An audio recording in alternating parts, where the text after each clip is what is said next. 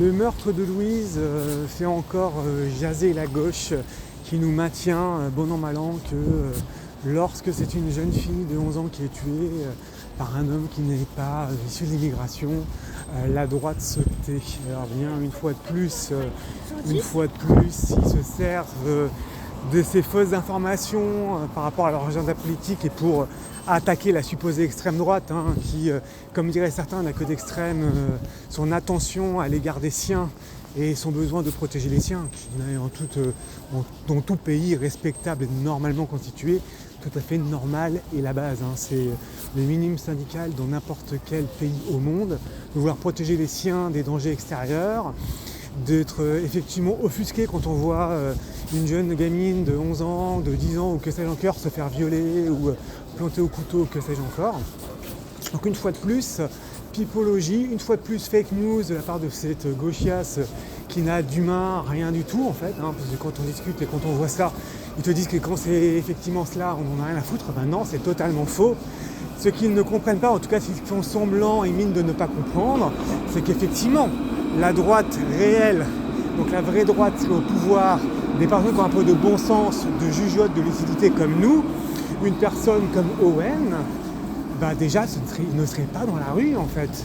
C'est très simple, quel que soit l'assassin ou le criminel, c'est très simple. C'est un assassin qui est un migrant, il retourne dans l'avion.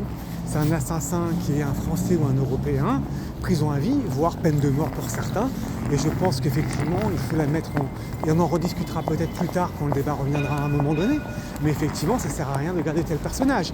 Ce qu'on reproche à la gauche actuelle, et à toute la gauche, au centre et à une partie de la droite, malheureusement, puisque la vraie droite se compte sur le doigt d'une main, effectivement, c'est ce laxisme, c'est cette lâcheté, c'est cette tentation à toujours vouloir favoriser l'autre au détriment du citoyen.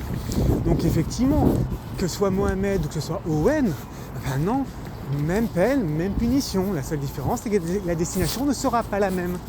Nous ne tolérons pas cela.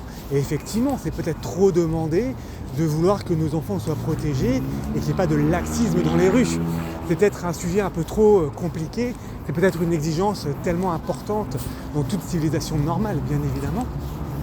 Je vous rappelle, pour petit rappel, en l'occurrence, le Owen, il a tué la petite Louise avec une opinel, donc je vous laisse deviner qu'on est loin d'un couteau de 40 cm et qu'effectivement, pour un peu que la lame je vous laisse imaginer la barbarie du geste, tout ça par rapport à cette deuxième partie de Fortnite.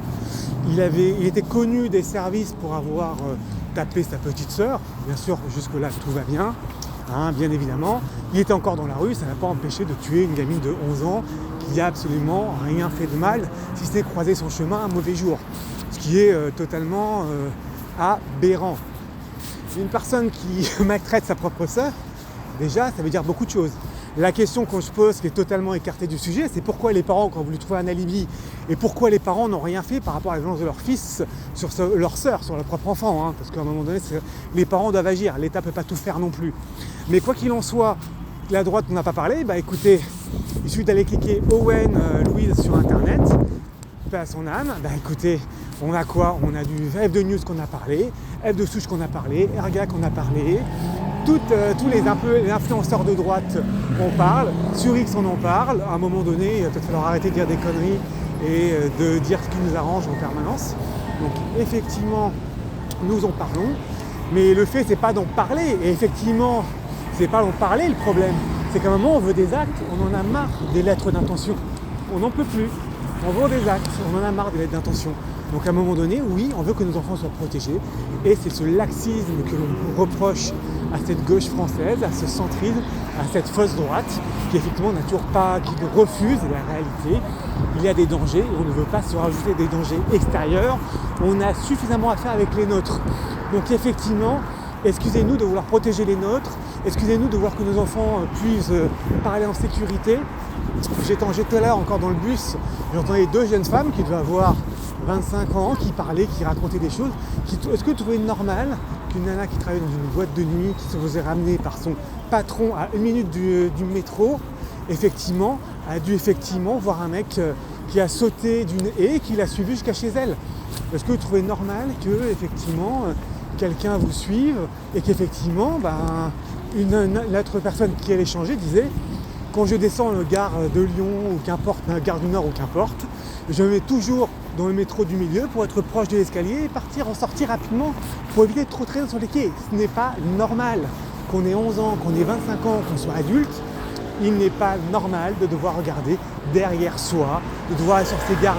Donc excusez-nous de vouloir être protégés chez nous, de devoir protéger notre famille.